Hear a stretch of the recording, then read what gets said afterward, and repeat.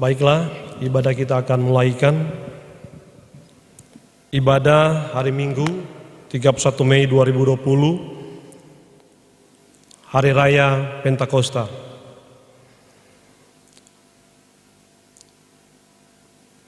Jemaat diundang berdiri. Hari ini ada sukacita dan kebahagiaan yang besar dialami oleh orang-orang percaya. Yesus Kristus yang bangkit dari antara orang mati dan yang sudah naik ke sorga, Dialah juga yang menganugerahkan Roh-Nya yang kudus kepada kita semua. Marilah kita bersorak-sorak, memuji dan mengagungkan Allah Tritunggal yang kudus.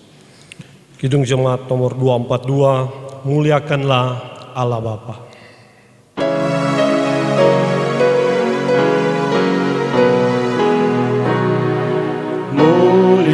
Muliakan Allah Bapa, muliakan Putranya, muliakan Roh penghibur ketiganya yang esa.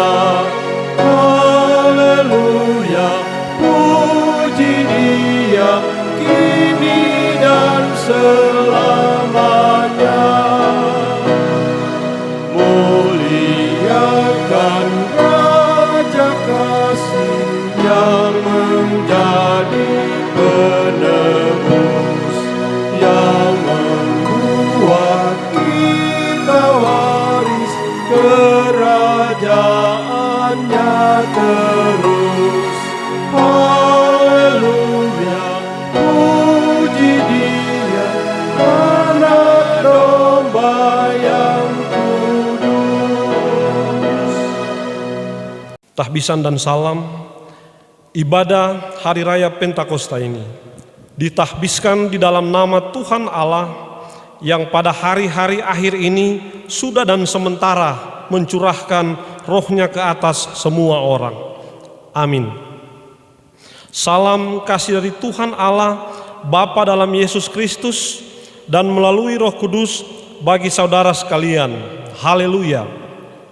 Dan bagi saudara juga. Haleluya.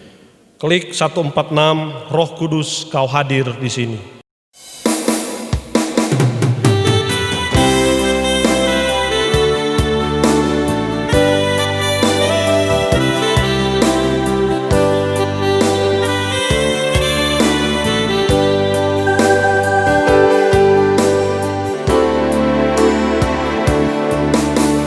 Roh Kudus Kau hadir di sini. Roh Kudus, ku mengasihi-Mu. Kau lembut, Kau manis, Kaulah penghiburku, penolongku, diutus Bapa-Ku. Buka hati untuk Roh-Mu Tuhan,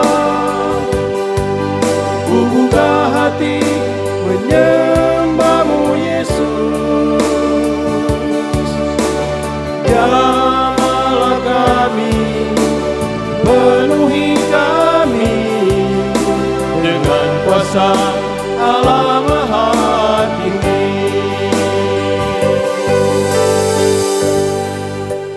Pengakuan dosa, jemaat dipersilakan duduk. Tuhan adalah pengasih dan penyayang. Dia selalu menunjukkan wajah-Nya kepada kita dan kita bertanya, apakah kita layak di hadapan Dia yang kudus itu?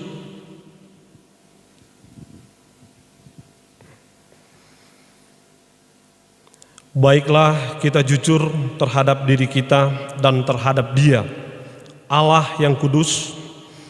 Datanglah di hadapan-Nya dan akuilah kelalaian kita, ketidaksungguhan dalam tugas pelayanan kita, serta keikutsertaan kita dalam dosa-dosa dunia masa kini.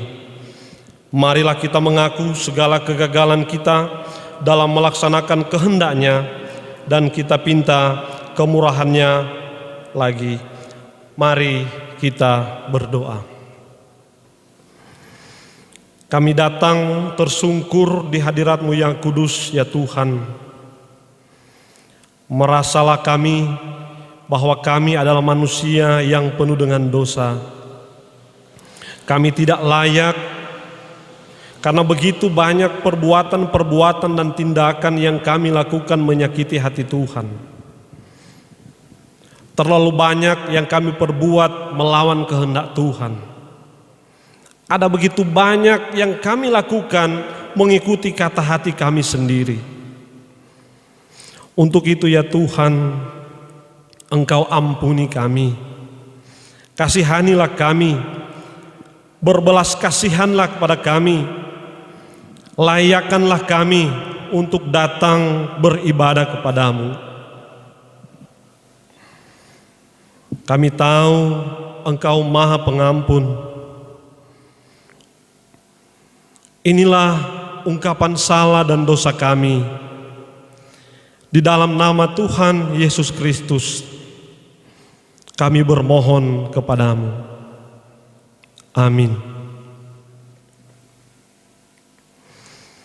NNBT 13, ya Allah Bapa, ya Yesus Tuhan, ya Roh Kudus.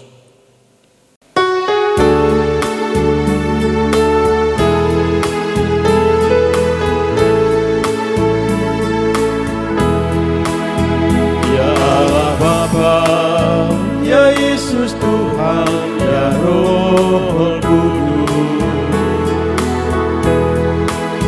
aku bersyukur, aku memuji, menyembah-Mu. Oh, berikanlah urapan Roh-Mu kepadaku,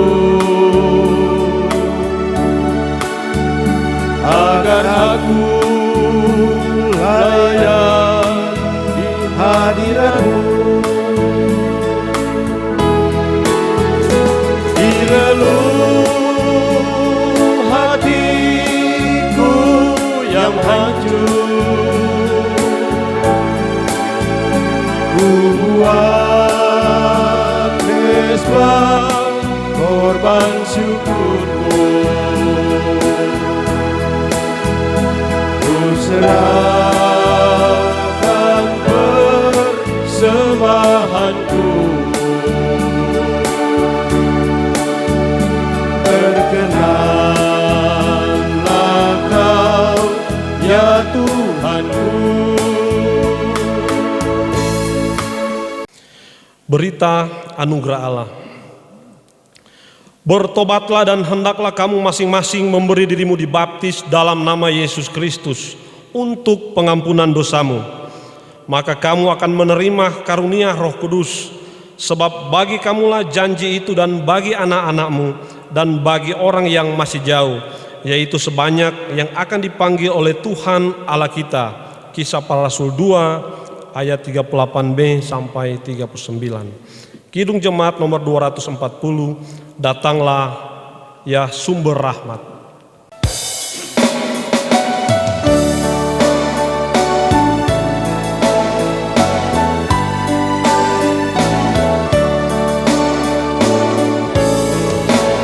Datanglah ya sumber rahmat, selaraskan hatiku, menyanyikan kasih selamat yang tak kunjung berhenti.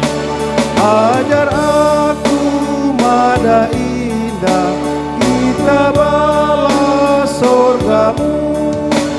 Aku puji gunung kokoh, gunung pengasihan-Mu. Ajakan untuk hidup menurut roh kita akan baca di dalam Galatia 5 ayat 13 sampai ayatnya yang ke-26. Firman Tuhan berkata, "Saudara-saudara, memang kamu telah dipanggil untuk merdeka, tetapi janganlah kamu mempergunakan kemerdekaan itu sebagai kesempatan untuk kehidupan dalam dosa, melainkan layanilah seorang akan yang lain oleh kasih.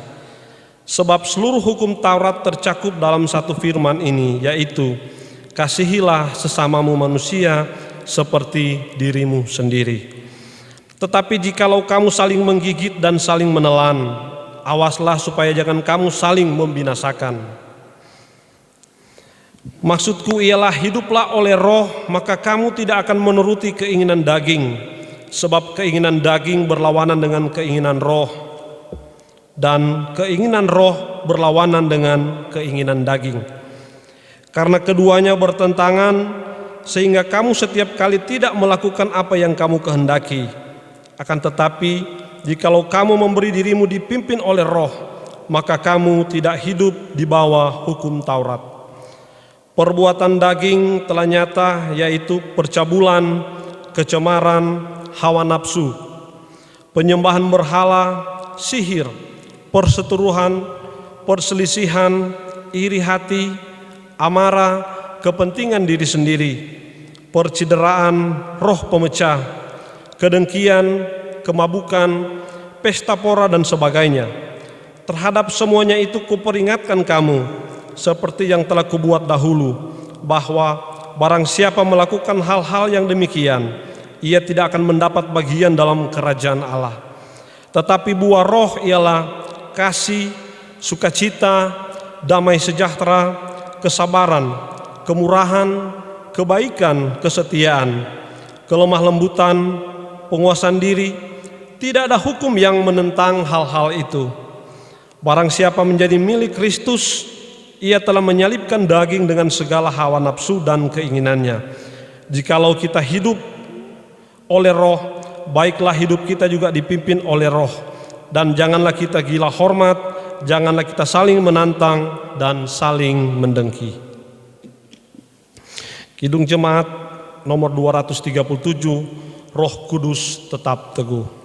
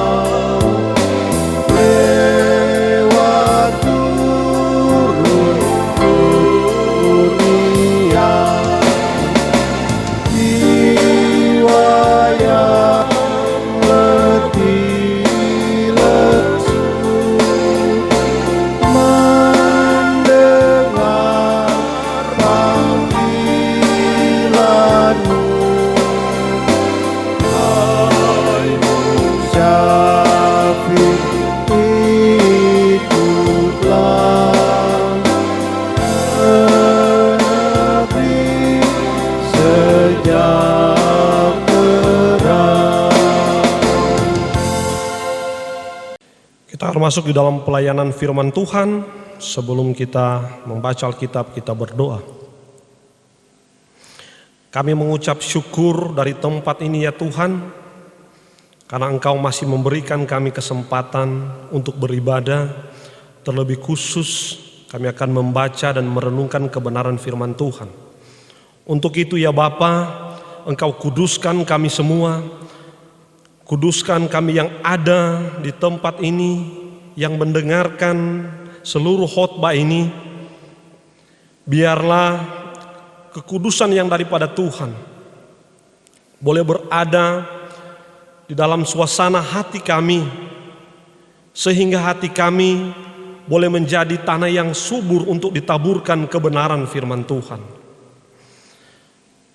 Kuduskanlah hamba-Mu ini, pakai mulut tubuh hamba-Mu ini untuk menyatakan kebenaran firman Tuhan.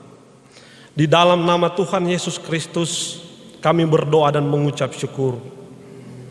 Amin. Pembacaan Alkitab kita terdapat di dalam Kisah Para Rasul 2 ayat 14 sampai ayatnya yang ke-40.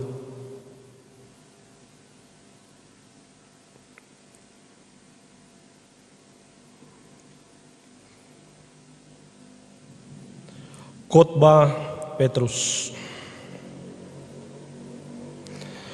Maka bangkitlah Petrus berdiri dengan ke-11 rasul itu, dan dengan suara nyaring ia berkata kepada mereka, "Hai kamu orang Yahudi dan kamu semua yang tinggal di Yerusalem, ketahuilah dan camkanlah perkataanku ini. Orang-orang ini tidak mabuk seperti yang kamu sangka, karena hari baru pukul 9. Tetapi itulah yang difirmankan Allah dengan perantaran Nabi Yoel. Akan terjadi pada hari-hari terakhir, demikianlah firman Allah, bahwa aku akan mencurahkan rohku ke atas semua manusia.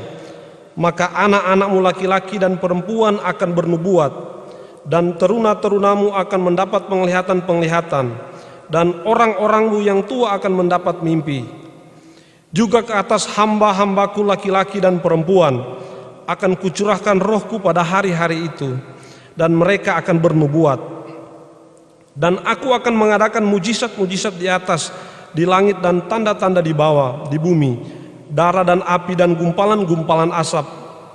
Matahari akan berubah menjadi gelap gulita, dan bulan menjadi darah sebelum datangnya hari Tuhan, hari yang besar dan mulia itu. Dan barang siapa yang berseru kepada nama Tuhan akan diselamatkan. Hai orang-orang Israel, dengarlah perkataan ini. Yang aku maksudkan ialah Yesus dari Nazaret, seorang yang telah ditentukan Allah dan yang dinyatakan kepadamu dengan kekuatan-kekuatan dan mujizat-mujizat dan tanda-tanda yang dilakukan oleh Allah dengan perantaraan Dia di tengah-tengah kamu. Seperti yang kamu tahu, Dia yang diserahkan Allah menurut maksud dan rencananya telah kamu salibkan dan kamu bunuh oleh tangan bangsa-bangsa durhaka. Tetapi Allah membangkitkan Dia dengan melepaskan Dia dari sengsara maut, karena tidak mungkin Ia tetap berada dalam kuasa maut itu. Sebab Daud berkata tentang Dia, "Aku senantiasa memandang kepada Tuhan, karena Ia berdiri di sebelah kananku, aku tidak goyah. Sebab itu hatiku bersukacita dan jiwaku bersorak-sorak. Bahkan tubuhku akan diam dengan tentram.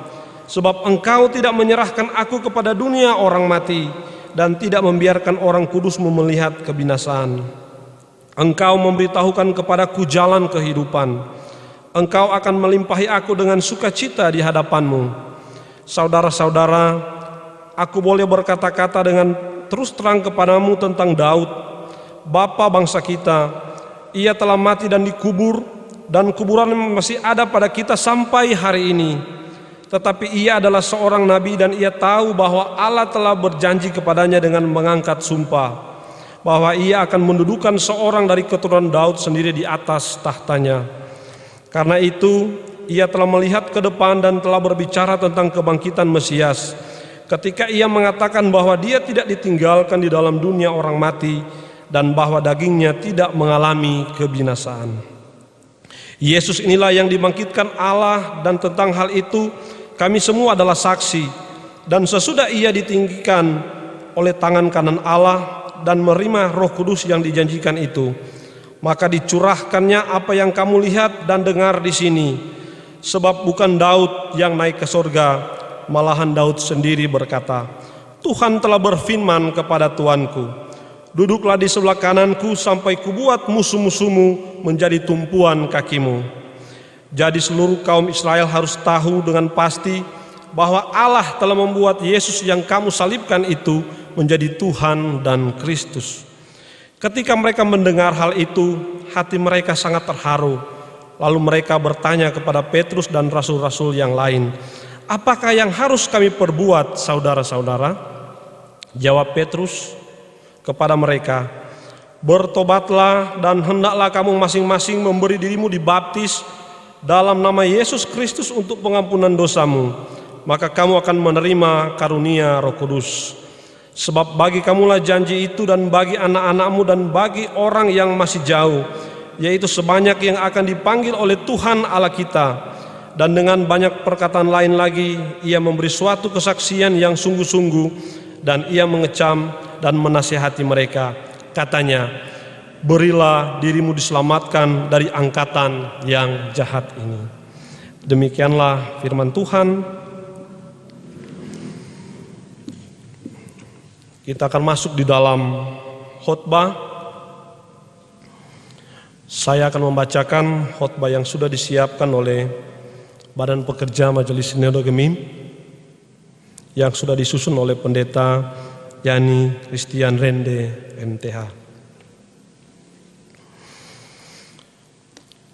Saudara-saudara yang dikasihi dan diberkati oleh Tuhan, hari ini Minggu 31 Mei 2020 kita merayakan hari Pentakosta, hari ketuangan Roh Kudus. Saudara-saudara, kalau mau ditilik ke belakang, perayaan Pentakosta ini adalah suatu kebiasaan keagamaan orang Yahudi di zaman Perjanjian Lama yang merayakan hari ke-50 sesudah Paskah, yaitu keluarnya bangsa Israel dari Mesir.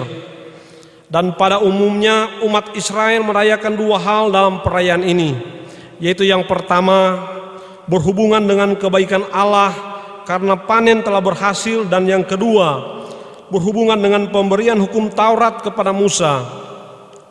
Jadi pada saat orang Yahudi berkumpul di Yerusalem merayakan hari Pentakosta, maka pada saat itulah terjadi peristiwa ketuangan Roh Kudus seperti yang dicatat di dalam pasal 2 ayat 1 sampai 13.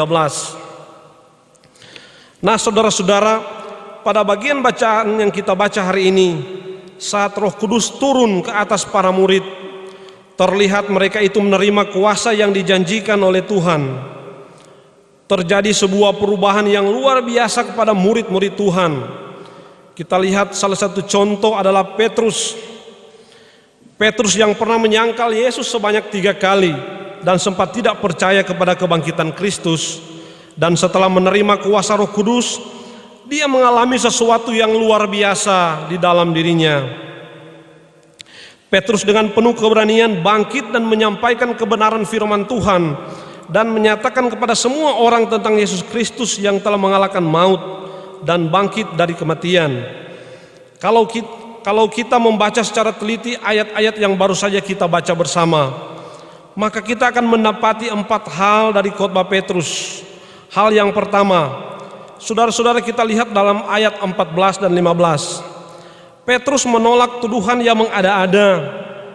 Kemudian ayat 16 sampai 21, Petrus menjelaskan bahwa peristiwa di mana rasul-rasul itu berbahasa roh adalah penggenapan dari nubuat Nabi Yoel. Hal yang ketiga dalam ayat 22 sampai ayat 36, di situ Petrus memberitakan Injil tentang Yesus Kristus. Dan hal yang keempat adalah dalam ayat 37 sampai 40. Terlihat di situ buah-buah roh sebagai hasil dari pemberitaan Injil. Saudara-saudara, mari kita lihat apa yang disampaikan atau apa yang dipersaksikan Petrus ketika dia menolak tuduhan yang mengada-ada itu. Di sini Petrus memberikan suatu argumentasi bahwa mereka bukan sedang mabuk anggur manis. Sebab pada waktu itu masih jam 9 pagi, saudara-saudara. Biasanya orang mabuk yang dicatat dalam Alkitab itu terjadi pada waktu malam. Coba kita lihat dan bandingkan dalam 1 Tesalonika 5 ayat 7. Dan Petrus menjelaskan demikian. Sebab sebelum jam 9 pagi pada hari Sabat atau hari-hari raya lainnya, orang Yahudi Ortodoks itu tidak akan makan atau minum. Dan biasanya mereka tidak akan minum anggur kecuali kalau sedang makan. Maka di sini kita lihat dengan tegas dan berani Petrus mendobrak pemahaman atau stigma yang mau menjatuhkan murid-muridnya atau yang mau memfitnah murid-muridnya. Saudara-saudara, memang benar, memang di ayat 13 dan ayat pasal 2 ini disebutkan bahwa mereka sedang mabuk anggur manis. Sebenarnya kalau kita periksa beberapa tafsiran mengatakan bahwa ucapan ini adalah ucapan yang bernada mengejek, yang sifatnya sarkastis. Dalam bacaan ini, dalam kata anggur manis, bahasa asli bahasa Yunani menggunakan istilah gleokos. Gleokos itu pada umumnya menunjuk pada sari buah anggur yang tidak difermentasi. Kalau orang sekarang ini bisa menyebutnya sebagai jus anggur, jadi sari buah anggur yang tidak difermentasi. Nah, ketika mereka menyebutkan mabuk anggur manis, itu yang saya katakan tadi, yang sifatnya sarkastis atau bersifat mengejek, karena saudara-saudara kita membaca bagian-bagian Alkitab yang menyebut kata anggur pada umumnya menggunakan kata oinos, sedangkan anggur manis pada bacaan ini menggunakan kata gleukos. Jadi anggur itu ada yang merupakan hasil fermentasi, tapi ada juga yang bukan hasil fermentasi. Jadi di sini saudara-saudara secara tegas Petrus mau menolak mentah-mentah soal ucapan dalam ayat 13 itu. Saudara-saudara yang dikasihi dan diberkati oleh Tuhan. Hal yang kedua, Petrus menjelaskan bahwa peristiwa di mana rasul-rasul itu berbahasa roh adalah merupakan penggenapan dari nubuat Nabi Yoel. Apa isi nubuat yang dikutip oleh Petrus itu? Ada dua hal. Yang pertama, mempersaksikan tentang janji dan pencurahan Roh Kudus di ayat 17 dan 18. Ada hal yang menarik di situ saudara-saudara, yaitu bahwa nubuatan ini menggunakan kata bagi semua manusia. Padahal kita ketahui dalam perjanjian lama, dalam tradisi perjanjian lama, orang-orang yang diberikan kuasa roh itu terbatas. Tidak semua orang dan hanya orang-orang tertentu seperti misalnya nabi, imam, dan raja. Nah, isi dari nubuatan Nabi Yoel yang menyebutkan tentang bagi semua manusia ada hal yang sungguh luar biasa. Nubuat yang dicatat dalam perjanjian lama dan digenapi dalam perjanjian baru. Bahkan hal kedua yang menarik yaitu bahwa semua orang yang dimaksud di situ itu berhubungan dengan semua orang percaya yang tidak mengenal jenis kelamin, semua yang laki-laki dan perempuan, tidak mengenal usia, semua anak, teruna atau orang tua, dan tidak mengenal status, apakah dia raja, nabi, imam atau hamba. Sesuatu yang sangat-sangat menarik, karena sekali lagi berita perjanjian lama digenapi pada perjanjian baru. Hal kedua yang ditunjukkan dalam nubuatan Nabi Yoel ini yaitu berisi tentang ancaman kebinasaan dan harapan keselamatan. Kita bisa lihat itu di dalam ayat 19 sampai ayat 21. Kalau Petrus hanya mau bicara tentang janji ketuhanan Roh Kudus, sebenarnya ayat 18 berhenti saja di situ. Berhenti saja dia mengutip sampai ayat 18, tetapi kenapa dia mengutip sampai ayat 19 dan 20 itu yang justru berisi tentang ancaman kebinasaan dan harapan keselamatan? Banyak penafsir mengatakan bahwa sebetulnya Petrus mau masuk pada penginjilan tentang Yesus dari bagian ini. Bahwa matahari dan bulan menurut Calvin adalah manifestasi Allah. Dan kalau matahari itu akan berubah menjadi gelap gulita dan bulan menjadi darah, itu menunjukkan murka Allah, atau itu menunjukkan tentang kebinasaan selanjutnya. Saudara-saudara, kita melihat di balik ucapan-ucapan yang keras dalam nubuatan Yoel yang disampaikan oleh Petrus, ada harapan keselamatan. Itu dapat kita baca di dalam ayat 21. Dia mengatakan, dan barang siapa yang berseru kepada nama Tuhan akan diselamatkan. Dua ayat ini yaitu 19 dan 20 ini merupakan pintu masuk dari Petrus untuk mendidik dengan keras iman orang yang mendengar khotbahnya pada waktu itu. Mari kita lihat apa isi pemberitaan Injil tentang Yesus Kristus yang disampaikan oleh Petrus. Ini merupakan bagian yang ketiga, saudara-saudara. Ada dua hal yang ditekankan dalam pemberitaan Injil itu. Yang pertama tentang dosa. Dosa siapa? Dosa mereka. Dosa orang-orang yang tidak percaya apa dosa mereka. Ayat 23 mencatat mereka menyalibkan dan membunuh Yesus. Memang saudara-saudara, kalau kita melihat atau membaca tentang proses penyaliban Yesus, memang peran orang-orang Yahudi ini adalah peran yang tidak langsung. Bahwa dalam proses penyaliban itu jelas menunjuk bukan orang Yahudi yang melakukan, tetapi orang-orang Romawi. Akan tetapi kalau kita lihat dalam Injil-Injil, misalnya dalam Injil Lukas 23 ayat 18 dan 21, kita akan menemukan peran orang-orang Yahudi yang disebut membunuh dan menyalibkan Yesus. Apa kalimat yang mereka ucapkan? Tentu kita masih ingat, lepaskan Barabas bagi kami, salibkan dia, salibkan dia. Dan itulah yang dimaksud oleh Petrus ketika menyebut tentang dosa mereka itu. Di sini Petrus sangat menegaskan bahwa mereka bukan hanya sekedar membunuh manusia biasa, tetapi seorang utusan Allah. Petrus mengatakan bahwa mereka menyalibkan Tuhan dan Kristus. Kenapa sampai sekeras itu Petrus mengucapkannya? Petrus mau menggugah tentang hati nurani orang-orang yang mendengar khotbahnya. Hal kedua yang disampaikan dalam berita Injil itu, Petrus berbicara tentang Yesus. Yesus adalah orang Nazaret. Nazaret adalah tempat yang dianggap hina oleh orang Yahudi. Benar secara manusia jasmani, Yesus kelihatan hina dan Yesus direndahkan. Tetapi ayat 22 mengatakan Yesus adalah orang yang ditentukan Allah, yang disertai oleh tanda-tanda dan mujizat-mujizat. Yesus memang dipandang hina, tapi ternyata diakui oleh Allah dan diberi kuasa sebagai utusannya. Kemudian Petrus juga bicara tentang kematian Yesus dan kebangkitan Yesus. Tetapi di sini kita melihat bahwa yang dibicarakan lebih banyak adalah soal kebangkitan. Soal kematian hanya satu ayat. Selebihnya Petrus soal kebangkitan. Mengapa? Seorang ahli Alkitab bernama John Stott yang mengatakan bahwa penginjilan dalam Kisah Para Rasul ini lebih menekankan kebangkitan pada umumnya. Penginjilan itu dilakukan kepada orang-orang Yahudi. Orang-orang Yahudi membutuhkan pengertian bahwa Yesus itu adalah Mesias yang mereka nanti-nantikan. Dan ini tidak akan tercapai kalau kematian Yesus ditekankan. Karena apa? Karena Mesias yang kalah tidak akan mereka akui sebagai Mesias. Karena itu sekali lagi ditekankan tentang kebangkitan Yesus yang menunjukkan pada kemenangan. Nah saudara-saudara, ada satu tipikal Petrus dalam berkhotbah, yaitu dia mendasarkan khotbahnya pada kutipan-kutipan firman Tuhan. Kali ini dia mengutip kitab Mazmur yang berbicara soal nubuatan kebangkitan Yesus. Dalam Mazmur 16 ayat 8 sampai 11 di situ menyebutkan tentang nubuatan kebangkitan Yesus. Saudara-saudara, hal selanjutnya yang Petrus tekankan dalam penginjilannya adalah bahwa Yesus yang telah bangkit dan ditinggikan oleh tangan kanan Allah dan menerima kuasa Roh Kudus dari Bapa, yang lalu ia dicurahkan pada hari Pentakosta itu, dan itulah yang mereka lihat dan dengar.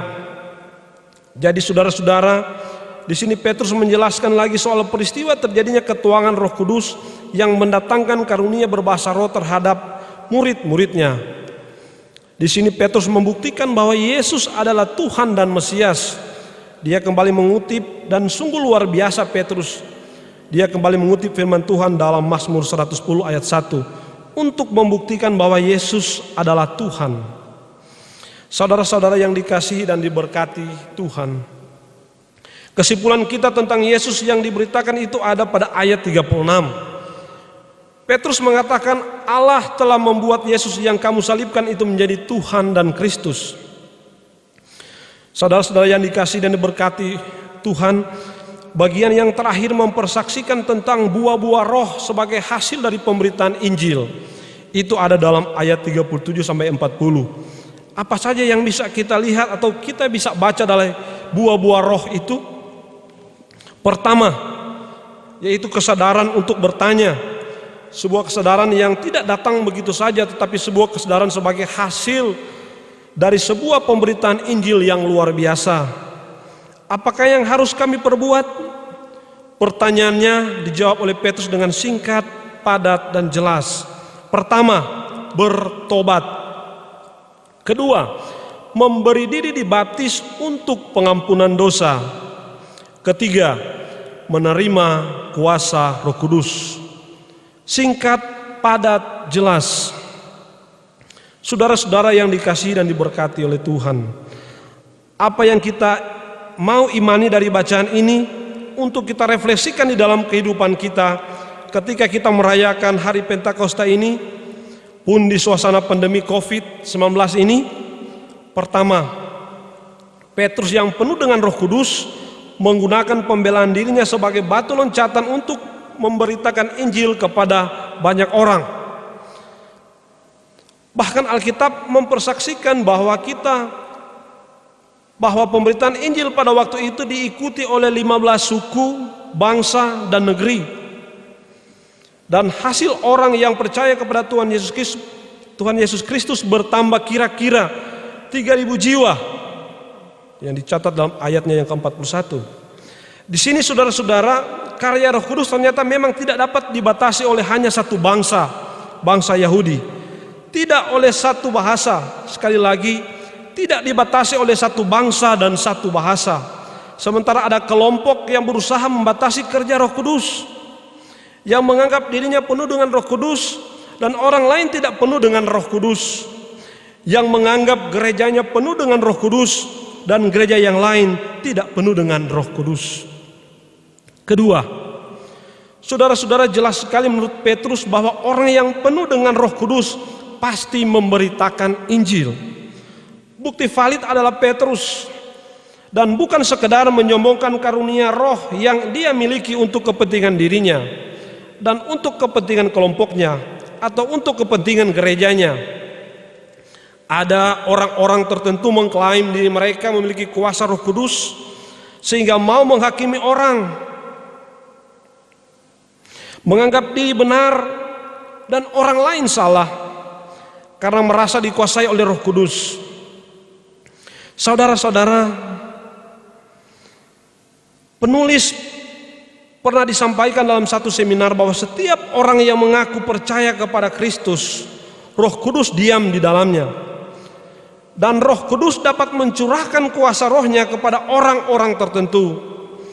Tetapi Roh Kudus yang dicurahkan itu tidak bersifat menetap.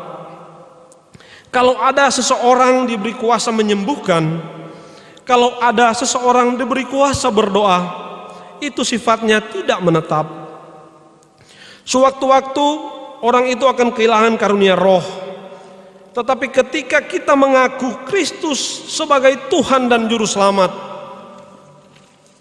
Roh Kudus itu diam dan menetap di dalam diri kita, di dalam hati kita, sehingga setiap saat dan setiap waktu kita menyembah dan memuliakan Tuhan dalam kehidupan kita.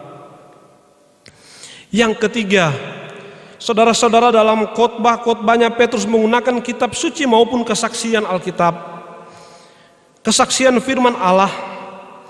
Fakta bahwa ia mengutip perjanjian lama sebanyak 3 kali dalam bacaan ini meyakinkan kita bahwa Petrus sungguh yakin bahwa kitab suci adalah firman Allah yang berisi nubuatan dan penggenapannya. Di sini terlihat karya Roh Kudus itu tidak dapat dibatasi oleh ruang dan waktu. Saudara-saudara, yang terakhir, bahwa kita mengimani Tuhan Yesus adalah Tuhan sejarah. Kita mengimani bahwa peristiwa pandemi COVID-19 ini adalah semata-mata terjadi seizin Allah pencipta, Allah pembuat sejarah. Sejarah akan mencatat bahwa di masa ini kita semua sedang dan sementara merasakannya. Tapi kita juga percaya bahwa Tuhan Allah dalam Yesus Kristus tidak akan membiarkan kita untuk tinggal tetap dalam situasi seperti ini. Mari kita imani ini. Kita sudah diberi contoh oleh Presiden kita Joko Widodo.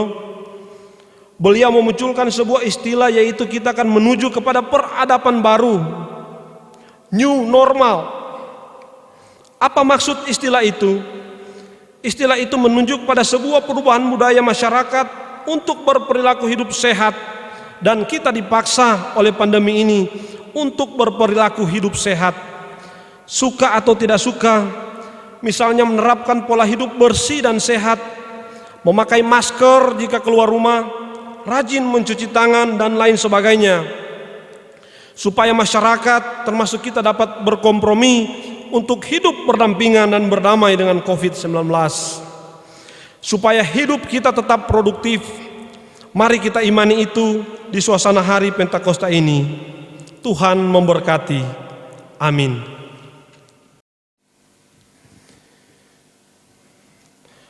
Pengakuan iman, jemaat diundang berdiri.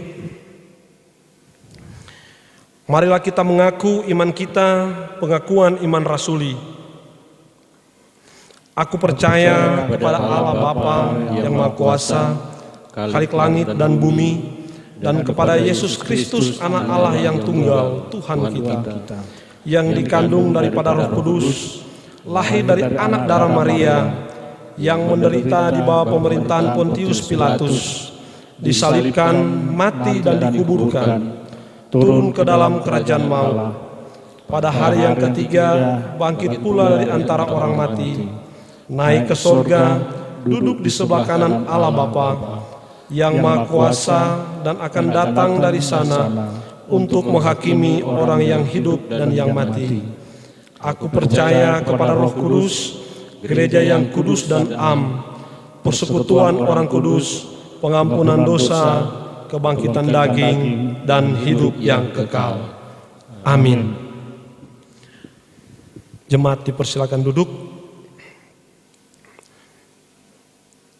Mari kita mempersembahkan persembahan syukur kita kepada Tuhan Allah.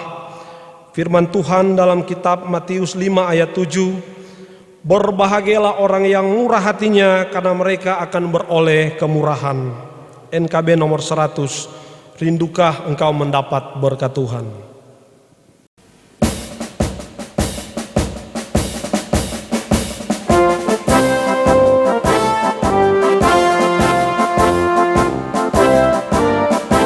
Rindukah engkau mendapat berkat Tuhan yang penuh di seluruh hidupmu?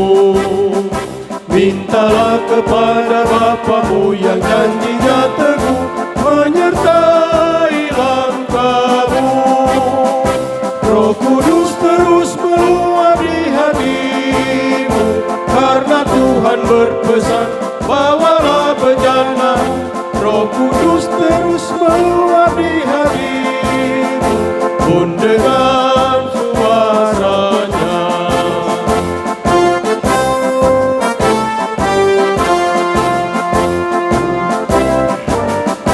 Bawalah bejanamu yang kosong pada penebus, wahai kawan yang lesu. Dengan hati yang rendah tetap nantikan Roh Kudus masuk dalam hatimu. Roh Kudus terus meluapi hatimu, karena Tuhan berpesan, bawalah bejana. Roh Kudus terus meluapi hatimu, pun dengan kuasanya.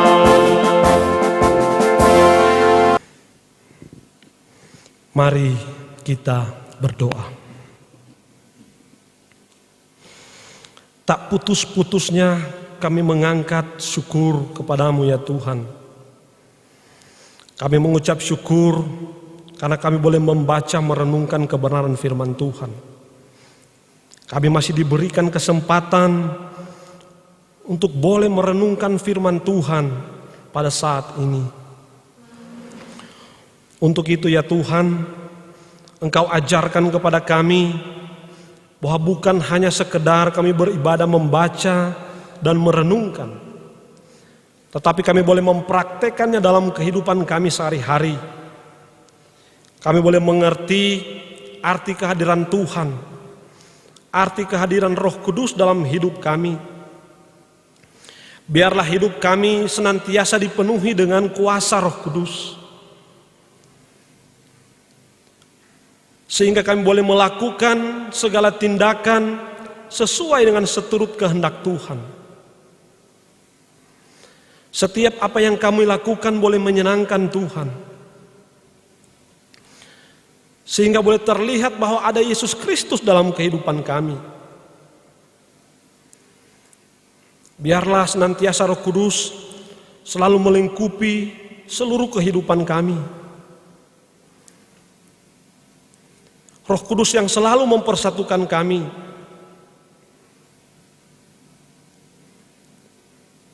Bapa, di dalam nama Tuhan Yesus,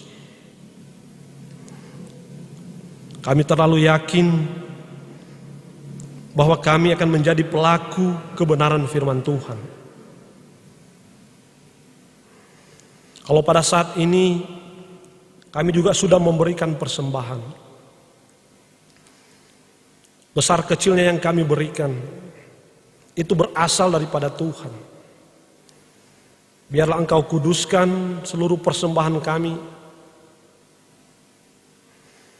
Kami yang sudah memberikan persembahan tetap, kami yang sudah memberikan dalam bentuk ucapan-ucapan syukur. Baik ucapan syukur atas berkat dan penyertaan Tuhan. Baik ucapan syukur atas hari ulang tahun. Baik ucapan syukur atas kesuksesan. Kami percaya ini diberkati oleh Tuhan. Dan ketika dia boleh berbau harum, kami percaya berkat-berkat yang dari sorga akan tercurah di dalam kehidupan kami. Ajarkan kepada kami untuk mempersembahkan tubuh kami sebagai persembahan yang hidup, kudus, dan berkenan kepada Tuhan.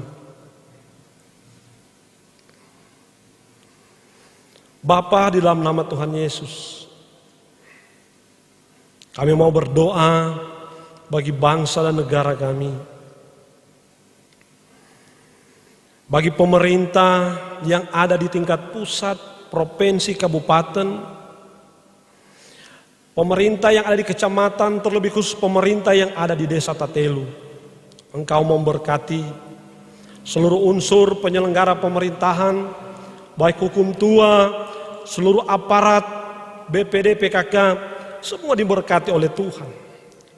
Diberikan hikmat dan kebijaksanaan untuk melakukan tugas-tugas seturut dengan kehendak Tuhan. Biarlah pemerintah ini menjadi pemerintah yang bijaksana. Pemerintah yang betul-betul berasal daripada Tuhan, yang takut akan Tuhan, sehingga mereka boleh melayani masyarakat sebagaimana mestinya. Kami juga mau berdoa bagi gereja kami. Engkau memberkati dari tingkat sinode, wilayah sampai tingkat jemaat. Memberkati seluruh perangkat pelayanan yang tetap setia mengambil bagian. Pelayan khusus, Penatua, Syamas, Komisi Bipra, Komisi Kerja, sampai dengan Kosto dan seluruh yang mengambil bagian di setiap pelayanan. Diberkati oleh Tuhan. Terlebih khusus terhadap pelayan Tuhan dan semua yang melayani di Jemaat Gemim Ebenezer Tatelu. Diberkati oleh Tuhan. Setiap program kerja, perencanaan-perencanaan kerja yang sudah direncanakan, biarlah Tuhan berkenan dan hadir. Bapa, di dalam nama Tuhan Yesus, kami juga mau berdoa bahwa di tengah-tengah kami boleh merasakan kesusahan dan kesulitan sehubungan dengan pandemi COVID-19. Kami percaya Tuhan yang ajaib tetap akan senantiasa menolong kami. Kami yang dilanda dengan kesulitan-kesulitan, kehilangan pekerjaan. Kami yang tidak bisa beraktivitas.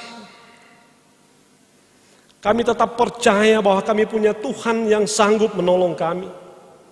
Yang senantiasa memberkati kami. Yang senantiasa menjaga kami.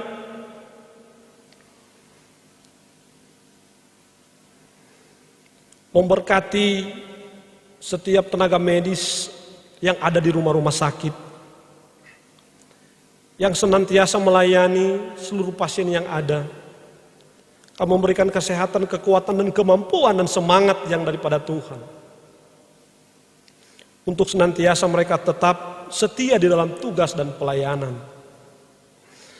Dan kami terlalu yakin Tuhan yang tetap menjaga kami dari setiap persoalan-persoalan yang ada. Ajarkan kepada kami untuk tetap mengucap syukur dalam segala hal. Dan ketika kami mengucap syukur pada Tuhan, kami percaya Tuhan tetap memberkati kami. Memberkati segala usaha kami. Memberkati setiap pekerjaan kami. Kami percaya kami boleh naik bukan turun, kepala bukan ekor. Di dalam Tuhan kami tetap diberkati oleh Tuhan. Bapa, di dalam nama Tuhan Yesus Kristus, ada begitu banyak yang ingin kami sampaikan kepadamu. Tapi kami tahu dan percaya Engkau Maha tahu dan Maha mengetahui apa yang menjadi kebutuhan-kebutuhan kami. Inilah yang menjadi doa dan ungkapan syukur kami. Dan kami mau sempurnakan doa ini dengan doa Bapa kami yang akan kami ucapkan bersama-sama.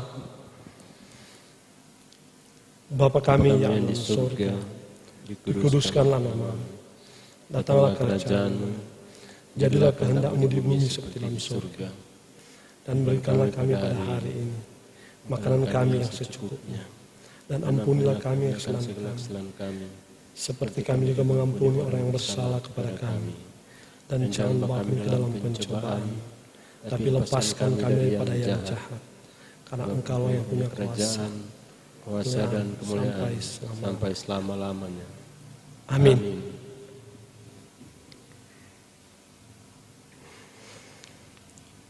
Jemaat diundang berdiri. Klik nomor 106, peganglah tanganku Roh Kudus.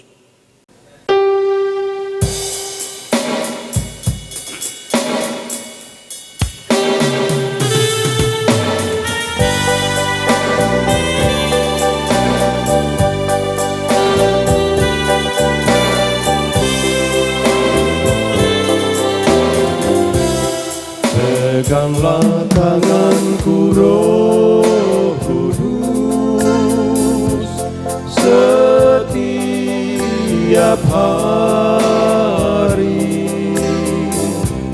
Ku tak dapat jalan sendiri tanpa Roh-Mu. Bawalah diriku kepada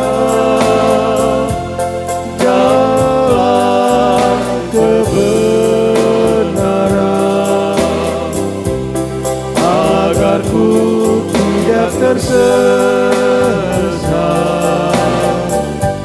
mengikuti jalan-Mu.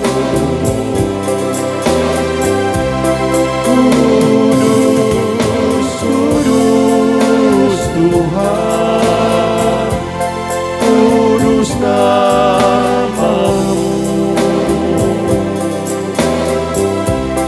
Ku beri syukur dalam simfoni indah.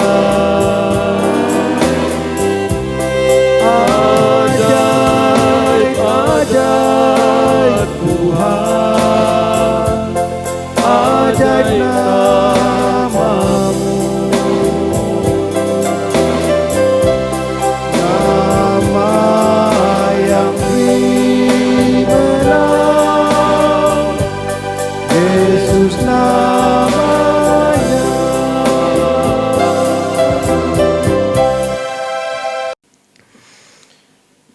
Kita akan masuk di dalam pengutusan dan berkat.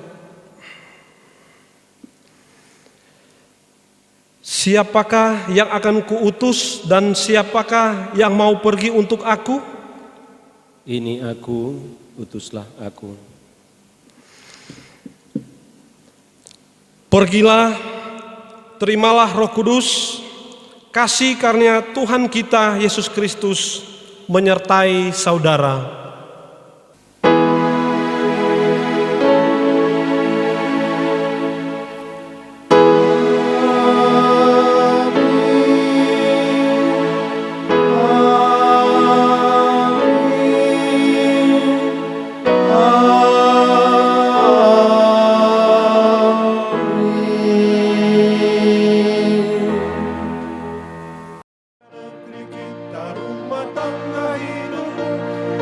Selamat bangsa bangsa bahkan selamat dunia. Tuhan Yesus serta kita kini sampai selamanya.